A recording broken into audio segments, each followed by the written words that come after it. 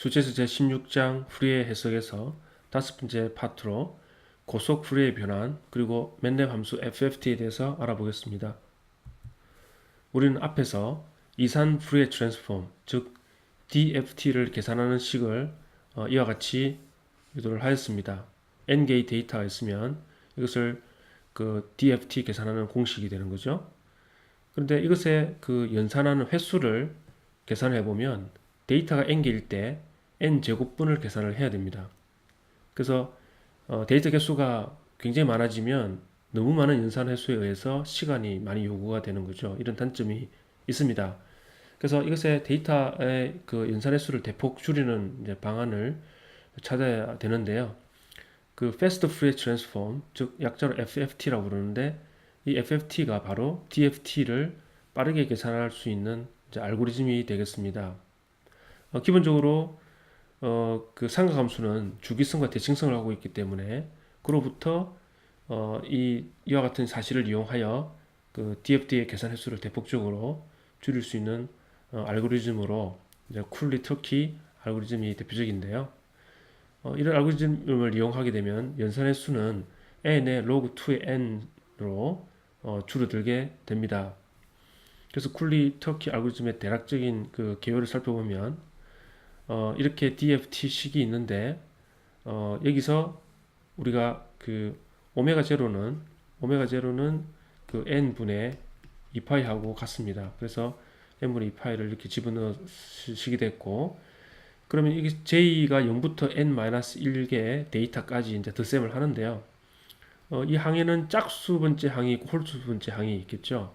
그래서 짝수 번째 항과 홀수 번째 항으로 두 개로 분리를 해보도록 하겠습니다. 그러면 j가 이제 0부터 2분의 n 빼기 1, 즉 절반이죠. 여기도 절반이고 그리고 여기는 이제 짝수 번째 항이니까 f의 2j 이렇게 됩니다. 그래서 j가 1이 들어가면 2, 2가 들어가면 4 이렇게 되고 홀수 번째 항은 2j 플러스 1이라는 인덱스가 붙겠죠. 이렇게 되면 홀수 번째 항이 됩니다. 그래서 짝수 번째 항과 홀수 번째 항을 두 개의 덧셈으로 나누었고요. 그런 다음에 여기에 그 나와 있는 j 부분을 이쪽에서 j 플러스 2j 플러스 1에서 요 일부분만 따로 빼내면 exponential 마이너스 i의 k의 2파이 나누기 n 이렇게 되죠. 이것은 j라는 인덱스하고 관계가 없기 때문에 앞쪽으로 이렇게 나올 수가 있습니다. 그래서 앞쪽으로 빼내면 더하기 exponential이 이제 이렇게 되고 이렇게 지금 되죠. 이렇게 된 식이 이제 fk인데요. 라지 fk인데 우리가 여기서 이제 그 k 대신에 k 플러스 2분의 n 그러니까 인덱스의 그 전체 대에서 개수의 절반 값에 해당되는 2분의 n을 더한 위치에의 f 값을 한번 구해보도록 하겠습니다. 그래서 k 대신에 k 플러스 2분의 n을 이 식에다 집어넣으면 되는 거죠. 그래서 똑같이 모든 걸 하고 여기에 그 k 대신에 k 플러스 2분의 n을 여기도 마찬가지로 k 대신에 여기도 k 대신에 다 집어넣은 게 이 식입니다. 그러면 이 식에서 그 k라는 이 항은 그대로 하고 이 안쪽에 두 번째 있는 항을 대서 풀어서 쓰면 예를 들면 여기가 2의 마이너스 i에 2분의 n 그리고 j의 2파이에 또 분모의 2분의 n 돼가지고 2분의 1이 약분돼서 2의 마이너스 i에 2파이 j 이렇게 나오죠. 근데 오일러의 공식이라고 해서 2의 i 세타는 코사인 세타 여기가 이제 플러스 마이너스면 여기가 플러스 마이너스 i의 사인 세타 이게 이제 오일러 공식입니다. 근데 여기에 세타 대신에 여기 보면 2파이가 들어가 있죠. 2파이를 넣게 되면 여기가 2파이 되면 사인은 2파이가 전부 0이니까요. 그리고 코사인 2파이 1이죠. 1이 됩니다. 이게 마이너스가 되더라도 여기 마이너스니까 결국 1이죠. 그래서 여기 j 값이 뭐가 되든지 상관없이 요 값은 1이 됩니다. 1. 그래서 그렇게 정리를 한 겁니다. 이렇게 정리를 했고요.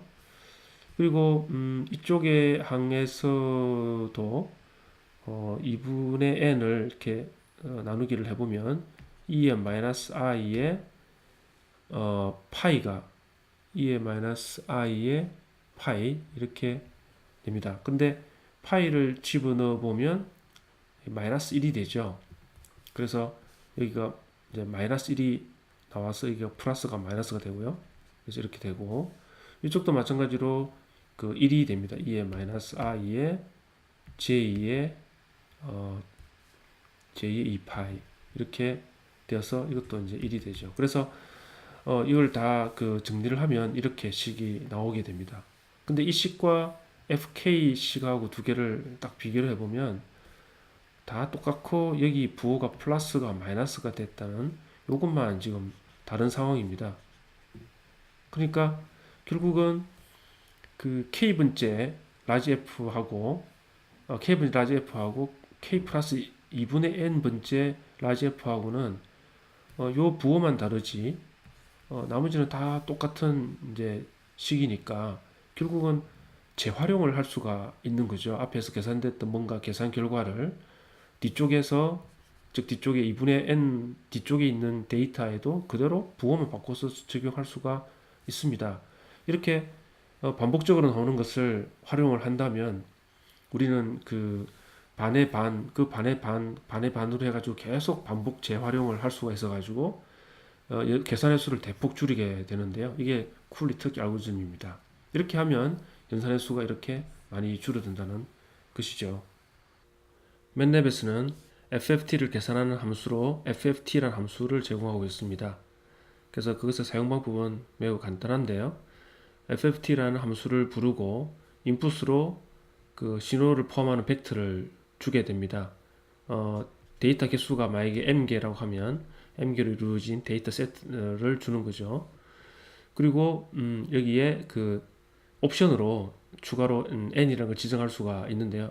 지정하지 않아도 됩니다. 지정하지 않으면 이 m개의 데이터를 가지고 분석을 하는 거고 n을 추가로 주게 되면 이 중에 일부를 또는 그보다 더 초과돼서 이제 데이터를 쓰게 됩니다. 만약에 이 f의 데이터 개수 m보다 더 적은 n을 지정을 하게 되면 그 뒤쪽 부분을 잘라서 해석을 분석하는 거고 만약에 이것이 이렇게 오히려 더 많은 개수의 숫자를 주게 되면 뒤쪽 부분을 000을 추가로 채워 가지고 이제 분석을 하게 되는 거죠.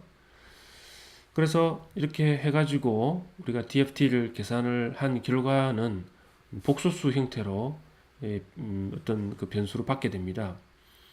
그런데 복소수 형태니까 뭔가 뭐에 플러스 i에 뭐가 되겠죠. 즉 실수부 플러스 헛수부 이렇게 됩니다. 근데 우리가 앞에서 그 DFT를 보면 exponential에 마이너스 i 이렇게 되고 오일러 공식에 의하면 실수부는 코사인이고 헛수부는 사인이죠. 그래서 이 FFT 결과로 나오는 이 F, 라지 F 벡터는 복소수인데 실수부는 코사인의 어떤 값을 나타내고 헛수부는 사인의 어떤 값을 나타낸다는 것을 우리가 알 수가 있고요. 그리고 복소수로 나오는 라지 F에서 의미 있는 데이터는 절반만 됩니다. 왜냐하면 샘플링 주파수의 절반이 나이키스트 주파수로서 제대로 측정할 수 있는 주파수죠.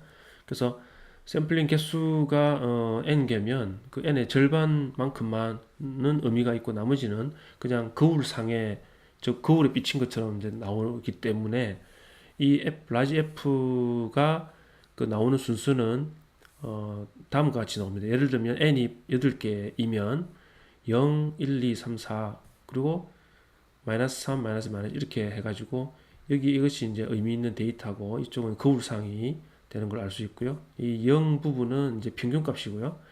그리고 이제 1, 2, 3, 4 이렇게 의미 있게 쓸 수가 있습니다. 그리고 파워 스펙트럼은 얼마나 그 주파수의 그 크기가 센지를 나타내는 것으로서 이 DFT에서 나오는 그 복소수 벡터를 절대값을 해가지고 제곱을 한 것을 우리가 파워 부르고 그 파워를 이제 주파수에 따라서 이제 그림을 그릴 수가 있는데 그거를 우리가 파워 스펙트럼이라고 합니다. 우리가 맨랩 FFT를 이용하는 하나의 예를 보도록 하겠는데요. 우리가 그 시간에 따르는 시그널이 이런 식으로 되어 있다고 하겠습니다. 코사인의 2파이 12.5 t, 그러니까 이게 이제 주파수가 12.5Hz라는 거죠. 그리고 더하기 사인의 18.75Hz의 시그널이 이렇게 두 개 합성되어 있는 FT가 있다고 하고요. 이것을 가지고 FFT 분석을 한번 해보도록 하겠습니다. 샘플링 개수는 8개로 하고 그 시간 측정의 시간 간격 0.02초로 설정을 하면은요. 그러면 토탈 시간은 0.16초가 되겠죠. 그리고 이 DT분의 1은 샘플링 주파수가 됩니다. 샘플링 주파수는 그래서 샘플링 주파수가 나온 것을 보면 50Hz죠. 그럼 이 50Hz의 절반인 25Hz가 바로 나이키스트 주파수가 됩니다. 즉 제대로 잴 수 있는 주파수라는 거고요. 그리고 최소로 측정 가능한 주파수는 이 0.16초 전 구간의 역수가 되죠. 그래서 1 나누기 0.16 하면 6.25Hz. 그래서 최소의 측정 가능 주파수는 6.25, 최대는 25Hz 이렇게 되는 범위 내에서 우리가 계산을 하는데요. 그래서 t의 시간의 범위는 0에서 n분의 1 나누기 fs 해가지고 이렇게 범위를 정했고, 그리고 이제 y 값은 조금 전에 앞에서 이 수식에서 이제 집어넣어 가지고 그대로 적은 것이 이겁니다. 그래서 이렇게 y가 이제 구해진 상태에서 우리가 그 FFT를 한번 처리를 해보도록 하겠습니다. 그래서 라지 y는 FFT y를 n으로 해서 하고요. 그리고 y를 열 벡터로 만들기 위해서 이렇게 하도록 하겠습니다. 이렇게 하면 이때 n으로 나눈 것은 우리가 샘플의 그 산술 평균하고 값이 같도록 이제 변화를 하기 위해서 n을 나누어 줬고요.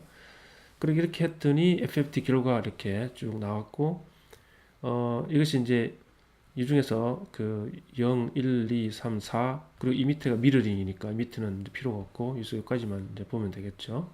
그래서 위에 첫 번째는 이제 신호의 평균값을 나타내는 거고, 그 다음부터는 이제 이 실수 파트는 코사인, 그리고 허수 파트는 사인을 나타내는 걸로 되어 있습니다. 그래서 그 6.25라는 미니멈 그 측정 가능 주파수로부터 해가지고 이것을 이제 그 샘플의 그 값들을 나타내고 있는데요. 이제 여기서 그 12.5Hz에서 코사인은 이제 실수부에서 나오는 거고 18.75에서는 이제 사인이니까 허수부에서 나오게 되겠죠. 그래서 이것이 6.25, 이것이 이제 12.75에 해당되고요. 그리고 세 번째는 6.25씩 더해지면은 18.75고 그리고 이제 25 이렇게 됩니다. 그래서 살펴봤듯이 12.5에서 시그널이 코사인이 잡혀야 되죠. 그래서 12.5Hz에서 이 실수 파트의 0.5라는 값이 나옴으로써 시그널이 잡혔고요. 그리고 18.75에서는 사인 파가 있죠. 그래서 18.75가 여기인데 18.75에서는 허수부에 이렇게 시그널이 이제 잡힌 것을 볼 수가 있습니다.